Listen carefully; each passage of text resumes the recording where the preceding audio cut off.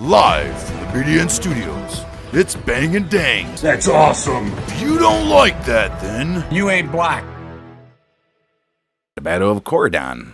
There was a minor engagement that took place on the 9th of July, 1863, just south of Corydon, which had been the original capital of Indiana until 1825. Hey, look at that. And was the county seat of Harrison County. Fantastic. The attack occurred during Morgan's raid in the American Civil War as a force of 2,500 cavalry invaded the North in support of the Tullahoma campaign. Damn, they made it all up to Indiana. Apparently. Well, Bottom tip right. right there in Pennsylvania and Kentucky. It was the only pitched battle of the Civil War that occurred in Indiana, and no battle has occurred within Indiana since. Not Philadelphia, Ohio, where Pennsylvania's at. Indiana's on the other side. I was just going to let you talk, bud. Right. Following the 1862 Nuremberg raid in Indiana, the federal government had put up a regiment of regular cavalry troops in south central Indiana for defensive purposes. After patrolling the border for several months, no new raids materialized. Defensive porpoises. A bunch of dolphins swimming back and forth. And they were withdrawn in March of 1863, leaving only the local militia for defense, which all you needed. Okay, It's well, Indiana. June 23rd, 1863, Brigadier General John H. Morgan led a cavalry division consisting of two brigades, totaling nearly 2,500 men, and two batteries of artillery northward from Tennessee into the Confederacy. His movements began as a ride into Kentucky to disrupt the communications of the Union Army of the Cumberland in support of General Braxton Bragg's Army of the Tennessee during the Tullahoma campaign. Bragg had ordered... we're not even to the Tullahoma campaign. No. Bragg had ordered Morgan to attack any settlements of his choosing in Kentucky, but not to cross the Ohio River into Union territory. Oh. I mean, okay. Bragg was worried about Morgan getting too far from the main army and being unable to come to his aid should he be needed. Morgan was already planning to disregard the orders and had sent scouts beyond the river before leaving Tennessee. Yeah, whatever. Right. Crossing the Cumberland River at Burkesville, Kentucky, Morgan's column advanced to the Green River, where it was deflected by a Union regiment at Tebbs Bend on the 4th of July. Morgan surprised and captured the garrison of Lebanon and then rode northward via the Springfield, Bardstown, and Garnettsville. Okay. Morgan had his men tap the Union telegraph lines and send conflicting reports about his strength and destination. Nice. Most Union officials believed his target was Louisville. Not taking any chances, Governor of Indiana Oliver P. Morton telegraphed orders calling out all the state's militia, the Indiana Legion, south of the National Road. So get on down there. Right. Afternoon of July 7th, an advanced force of Confederates entered Brandenburg, Kentucky, where they rendezvoused with Captain Thomas Hines, who assumed command. Fantastic. Hines had led a reconnaissance mission into Indiana in search of Confederate sympathizers to support Morgan's coming raid. He did not find the support he was looking for, though. And he had been pursued by elements of the 6th and 8th Regiment of the Indiana Legion, who killed 3 of his men and captured several others before the remainder escaped back to Kentucky. Since then, he had been waiting in the Brandenburg area for Morgan to arrive. The Ohio River was swollen from recent rain, making any hope of fording it impossible, and requiring that Confederates secure boats to ferry their men across. All right, well, under Hines' guidance, the Confederates set an ambush to capture the steamship John T. McCombs as it landed in Brandenburg to deliver the mail. Oh, could have some money on there, too. Yeah. The one ship would not be enough to allow Confederate division to quickly cross the river, so to capture another boat, the McCombs was used to simulate a distress call to lure in the fast sidewheel steamer Alice Dean. Nice. As the unsuspecting ship moved along the McCombs, the Confederates on board sprung out, lashed 2 ships together, and boarded the Alice Dean. Damn, it's modern-day piracy. Freaking pirates on the river. Taking the 2 ships back to shore, they released the crew and passengers just as Morgan arrived with the main body of the army. Nice. Timing. Some of the passengers escaped the town and sent messages to commanders in Louisville of the Confederate occupation of Brandenburg. They said, "They're here!" They're here. Indiana militia leaders learned of Morgan's capture at Brandenburg, 10 miles south of Corydon, and his intent to cross into Indiana and to dispatch from regular army commanders in Louisville. All the roads Morgan would likely take northward intersected at Corydon. Nice. The emergency requests for reinforcements were sent out from the town in all directions. New Albany leaders sent word promising to send 1,000 men. Other companies around Harrison County immediately began to gather and advance to Corydon. 3 companies of the 6th Regiment Indiana Legion based in Malkport, totaling about 100 men, moved to Morven's Landing, the north bank of the river opposite of Brandenburg, to contest the crossing. A 30-man company. He's the third man! Right. A 30-man company of the 8th Regiment of Indiana Legion based in Leavenworth and under the command of Captain G.W. Lyon, was transported to Morven's Landing by the Lady Pike during the night. Oh, the lady of the night. They brought with them their town ceremonial 8-pound cannon, which they deployed and camouflaged on a small bluff in front of an abandoned log cabin. Look at a little town centerpiece. We got to take this, guys. We'll bring it back. We need that. You guys can even worship it more now. All right, now it'll be even more significant. On the morning of July 8th, Lyon opened fire on the Alice Dean, intended to destroy or disable the steamers. The men had only ever fired the cannon at celebratory events and are unsure how to aim it properly. 2 shots were fired, with the second one hitting the upper deck of the McCombs, nice. passing through the ship and landing near a group of men on the shore, wounding a Confederate. Just as the shelling began, Provost Marshal John Timberlake arrived, and he was like, "Cry me a river." He arrived on the scene from Corydon with a small company of reinforcements, and then he assumed command. Well, Timberlake was also a colonel in the regular army. Good for him. Believed Morgan's force was very small and decided to spare the steamships and instead shell the mass cavalry. Before the cannon could be re-aimed, the superior Confederate artillery was... I never heard that before. In this battle. Right. The superior Confederate artillery was set up and returned fire from their significantly higher position on the opposite side of the river. Yeah. The dense morning fog in the valley obliged the Confederates to guess at their Much target. obliged. Right. Their first shot landed short of the Legion's position, and the second shot landed behind them. Well, then, if you're a good aimer, now you know exactly where to aim. Right, and it leveled the cabin that they were by. The Legion defenders set off a third shot that had already been loaded into their cannon and fled into a nearby forest. They're like, gone. As they moved up the ridge and into the woods, they became visible to the Confederate artillery, who began to shell the forest. One shot struck a log where 2 of the defenders had stopped to rest. Oh, no. They were mortally wounded while the rest fled into the forest as the Confederates continued to shell the landing. With the resistance seemingly at an end, Morgan began crossing his troops in the captured steamers. The first company to land moved up the ridge on the north shore and engaged the Legion defenders in a skirmish. Union commanders in Louisville had sent out requests for naval support and prevented Morgan's crossing when they first received reports from Brandenburg. We going to get somebody here? Right. The tin-clad Springfield, armed with 6 24-pound howitzers. 10. Right, was at New Albany and was dispatched downriver and arrived on the scene just after Morgan had begun to ferry his force across the river. The Springfield opened fire on Morgan's 2 steamers, who retreated back under the covering fire of the Confederate artillery. The ship began shelling both the north and south shores of the river, firing at least 50 shells into Brandenburg, damaging several buildings and killing 3 horses. Oh, no. Not them damn horses. Morgan's forces. Morgan's forces killing horses. Well, he didn't know. Right. Morgan's forces took cover in nearby forest, while the armed steamer and artillery on the shore dueled for about an hour. Nice. Once the Springfield ran out of ammo, she withdrew, allowing Morgan to resume the crossing. That's all they wanted them to do. Morgan's like, "You done? Right. You done?" You happy? He said, "One." After about half his army had been ferried into Indiana, the Union gunboat, USS Elk, and an armed private ship, the Great Eagle, arrived on the scene. The Elk fired a shot into the deck of the Alice Dean as it tried to escape to the shoreline. Both the Union ships were wooden, and as the Confederate artillery opened fire, they quickly retreated upriver towards Louisville to avoid being destroyed. Bet they did. The crossing resumed again. In total, it took 17 hours. I mean, they're slowing them down. For Morgan to ferry is now 2,000 men and supplies across the river. In 17 hours, you can get an ironclad there? Right. Holy shit. Jeez. By listening in on the telegraph, he learned that Brigadier General Edward Hobson, with a force of 4,000 cavalry, was advancing on his position from the south. That is Morgan. Morgan's listening. Right. The lead elements of the Union force arrived in Brandenburg at about 8 p.m., where the Confederate rearguard was able to delay their advance long enough for Morgan's artillery to be carried across the river. On the last trip across, most of the rearguard was able to escape, but several were left behind and then captured. Hey, you gotta do what you gotta do. Once the Confederates had crossed the river, the Alice Dean was set ablaze and sunk in the river between Morven's Landing and Mockport to deny the Union pursuers use of the vessel and to block the landing, making their crossing more difficult. Right. Morgan ordered the McCombs to be burnt, but Colonel Duke countermanded the order because of his friendship with its captain. Hey, Good for look you. at that shit. He was allowed to return with the ship to Louisville unharmed. Nice. General Hobson and the main body of the Union cavalry arrived in Brandenburg at about 10:15 p.m., just as Alice Dean went under the water. I mean, that's how that guy was making his money, man. Shit. Right. He was like, come on, man. Jeez. There's no reason for that shit. He set up his artillery and fired several shots at the Confederates who jeered at him from the opposite side of the river. They quickly withdrew out of range of his guns. The lead elements of the cavalry had already set out northward following the Legion forces, who withdrew gradually and fought delaying skirmishers along the Mockport Road to slow the cavalry's advance towards Corydon. Well, during the evening, elements of Morgan's division had advanced to within 5 miles of Corydon. Oh, shit.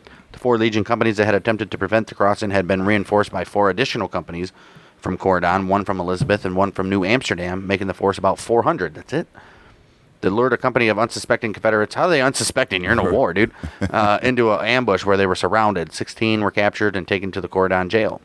The invaders also successfully captured about 30 defenders in several skirmishes. Wow. They were rounded up and held in a schoolhouse near Laconia. After Morgan crossed the river, he addressed the prisoners and told them that if they would promise to go home and not return to arms, he would allow them to leave and keep their guns. Hey. They all agreed and were released, and immediately went back to the army. Right. I mean, Let them keep their guns, too. That's all nice. good for them. Right.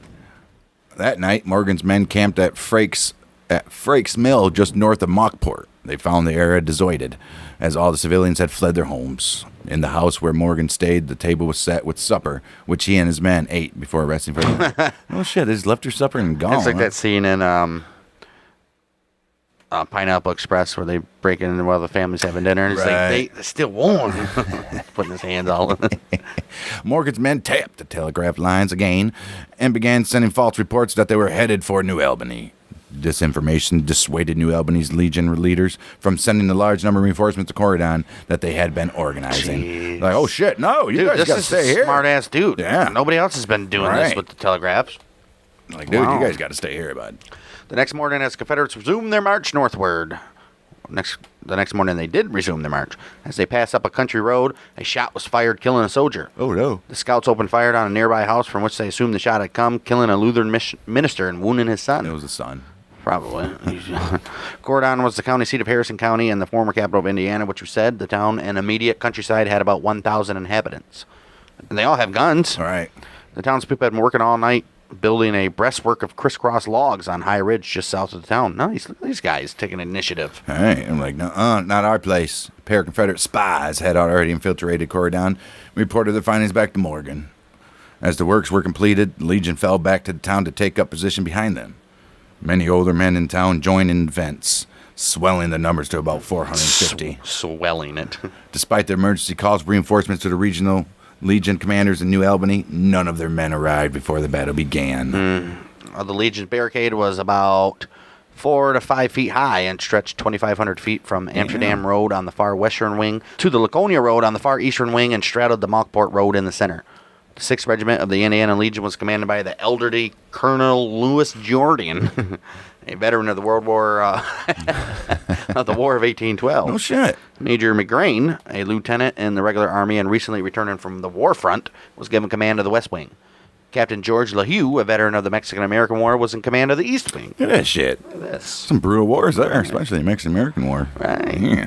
Although the commanders were battle-hardened, most of the men behind the works had never seen battle.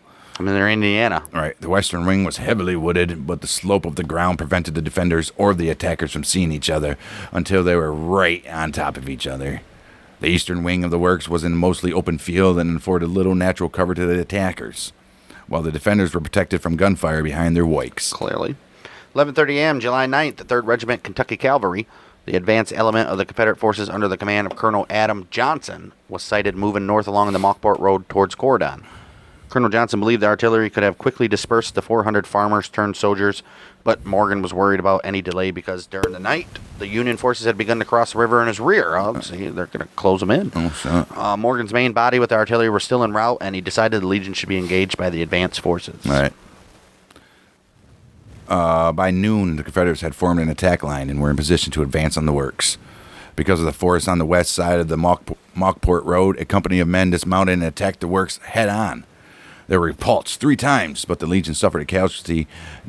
A casualty? Just one. But the Legion suffered a casualty during the second wave. Simultaneously, the Confederates launched a flanking maneuver on the eastern wing of the defensive works. The initial flanking attempt was prevented because of the superior weapons held by the 30 Legion soldiers on the wing. Dang, they had superior weapons. They were equipped with Henry rifles. Oh, yeah. Henry rifles capable of firing 14 rounds before reloading. And they were able to keep the Confederates pinned down in the open field for about 20 minutes. Good for them. Shortly after the 3rd repulse of the Confederates on the west wing, the 2nd Kentucky and 9th Tennessee regiments arrived from the Mockport Road and joined the battle. giving the attackers a numerical superiority. Damn right. At about 12:40 p.m., Captain Burns arrived with the Confederate artillery and used his 2 10-pound Parrott rifle cannons to pin down the defenders in the works. You know it did. In the meantime, Morgan was leading his main body of troops far around the eastern edge. He said, I'll just go around you guys. Right. And up the Plank Road, threatening the town directly and bypassing the defenses entirely. Oh, shit. As they moved into the Corydon Pike, they shot and robbed a toll gatekeeper who refused to throw down his gun. I mean, you should have just thrown down your gun. Hey, man, dude. you got to pay the toll. What? Using the cannons, Right, stupid. using the cannons and 1 infantry battalion to prevent the defenders from maneuvering, Colonel Richard Morgan, the general's brother, launched a pincer movement in an attempt to surround the Legion units. With the artillery bearing down on the works, the 2nd Kentucky and the 9th Tennessee began to flank the Union defense on the east and west sides, respectively. Colonel Lewis ordered a retreat to prevent the army from being captured. With their superior numbers, the Confederates were able to move around both ends of the Legion's works and quickly to return the retreat into a rout. The second part of the engagement was over in about 25 minutes. In total, the battle lasted about an hour. As the Legion fled into town, many threw their guns into the Indian Creek to prevent them from being captured by the enemy. About 100 men attempted to escape by the Corydon Pike, unaware that the main Confederate force was advancing up it, and were captured. Of course they were. A large part of the Legion force, including Colonel Jordan himself, retreated into the downtown. Wow. Oh, shit. On the western edge of the town, a company of Confederates seized the Legion's commissary. Morgan took command of the heights south of town and fired 2 warning shells from artillery into Corydon, one landing very, very near the Cedar Glade, now a historic site that keeps a marker at the location where the shot landed. Colonel Jordan realized that continued resistance was useless and he did not desire to see the unnecessary loss of life. And he promptly surrendered the town by running up a white flag in the town square. Say, hey, buds, do what you got to do. The Legion's cavalry and the infantrymen who had mounts were able to escape into the countryside, but almost all remaining infantry was captured. Damn. Accounts vary as to the number of casualties, but the most reliable evidence suggests that Jordan lost 4 killed, 10 to 12 wounded, 355 captured, about 100 escaped. After the battle, Morgan counted 11 dead and 40 wounded among the raiders, plus 1 killed while advancing into the town. Additionally, 3 civilians were killed. Oh, the poor bastards. Right. Morgan led his division into Corydon. As the county commissioner exited the courthouse carrying a rifle, he was shot and moited. It was becoming the final casualty of the day. Why did... He said, what an idiot. He raised the white flag and was like, screw this. Morgan paroled the Legion as if they had been regular soldiers. Their weapons and ammunitions were seized or destroyed, and they were required to promise not to return to arms for a period of time. For a period of time. The prisoners in the county jail were freed, including the Confederates who had been captured the previous day. Nice. Good for them. And town drunkards like, sweet! The cavalrymen spent the afternoon plundering stores and collecting ransom money. Morgan threatened to torch 3 local mills and demanded each of them pay $1,000 to prevent their destruction, and then he did it anyways. Right. The owners negotiated the rate down to $500. Good for them. The county treasurer paid $690 to spare the courthouse from being burnt, and 2 leading stores paid $600 each. Hey, you gotta have them. All right. His men robbed the townspeople freely, stealing items ranging from ice skates and bonnets to guns and horses. They're like, what are these things with these metal pieces on them? Right. Ice skates. The total amount taken by ransom and plunder was estimated at $26,450, which totals about $460,000 today. What the hell is a chain dollar? A real dollar amounts inflation over time. Okay, why can't they just say that then? Right, idiots. The value of most of the stolen goods and property destruction was later reimbursed, mostly by the state government. Good for them. Oh, shit. Look at Indiana. All these guys died for nothing that was trying to be badasses. Hey, look at Indiana. I'll never say anything bad about Indiana again. Fuck Indiana, no. Indiana's a bunch of full inbreds. Oh, well. They are. Maybe south. Indiana's weird. Morgan ate lunch at the Kintner House Inn, where he read a newspaper and learned of the Confederate defeat at Gettysburg. Oh, I bet he's pissed. And also the fall of Vicksburg. Oh, he's like, damn. He's like, what do we do this for? The news caused him to realize his army was in serious danger. His host later said that upon his reading the newspaper, he was noticeably crestfallen. Damn, he probably was like, shit. Morgan had intended to meet up with the Confederate Army in Pennsylvania, but with their forces in retreat, this was impossible. And he began to plan for a safe return across Ohio River. Wow, all this for nothing. Right. You're never even supposed to be there anyway in the first place. Right, idiot. He had his telegrapher tap the telegraph lines again and send false messages indicating that he was headed to Indianapolis to free Confederate prisoners of war held there at Camp Morton. Smart ass mother effer, dude. Right. The Confederate dead were burned. Oh, shit. I guess. The Confederate dead were buried in unmarked graves on a farm on the western edge of town. Morgan's wounded were left in the town and were taken into a local Presbyterian church where they were cared for. The wounded men were paroled after Union troops arrived. 2 were taken to the Union Army Hospital in Jeffersonville and remained in the town until they were well enough to return home and await their exchange. Good for them. Yeah, look at that shit. Shortly after looting the town, detachments of raiders left Corydon and continued their raid, scouring the countryside for fresh horses and food. An African-American from Corydon was forced to serve as their guide. He led them for 2 days before escaping and returning home. Good for him. By about 6 p.m., Morgan and the main body had resumed their march northward, foraging in northern Harrison County before camping a few miles from Corydon near New Salisbury. They left Harrison County early the next morning, heading north. As soon as he learned of the defeat at Corydon, Governor Morton sent a series of telegrams to Major General Ambrose Burnside, commander of the Army of the Ohio, first requesting, then demanding the return of 2 Indiana regiments recently sent to the defense of Louisville. Burnside refused, but did order his cavalry to join in the pursuit of Morgan. Oh, that's cool. As Corydon had until recently been a capital of Indiana, the defeat was symbolic. Oh, wow. The July 10th headline of the Indianapolis Gazetteer screamed, "Former capital Corydon ravaged by Morgan's raiders. 2 Hoosiers dead. Oh. 2 Hosers dead." 2 hosers deserve to die. More than 150,000 men turned out to join Legion's units during the next week and began pursuing on Morgan's cavalry. Where the hell were these guys at before? All right, General Hobson and his men arrived in Corydon on the 10th of July, 1863, after crossing the Ohio River from Kentucky. Although a Confederate victory, the Battle of Corydon had delayed Morgan by 6 crucial hours, allowing the pursuing Union army to begin closing the gap. Union cavalry numbering 6,000 men were soon only a few miles behind. Wow. Morgan briefly continued north and raided Salem. He then turned his men east to Ohio as his raid turned into a flight to escape. Okay, we gotta go now, guys. Yeah, we had enough fun.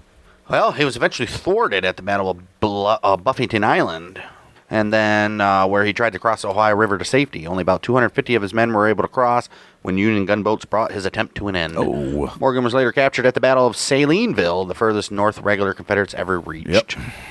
Other raids and small skirmishes took place in Indiana during the war, but the Battle of Corydon was the only pitched battle, meaning both sides agreed to fight, pretty much set up, and Right. it wasn't a chance happening. Right. It remains the last military conflict to have occurred in Indiana. No. In 1976, the site was preserved as a Corydon Battle Site, Memorial Park, and listed on the National Register of Historic Places, July 9, 1979. It is today part of the John Hunt Morgan Heritage Trail, and the battle has been reenacted each year since 1980. They named it.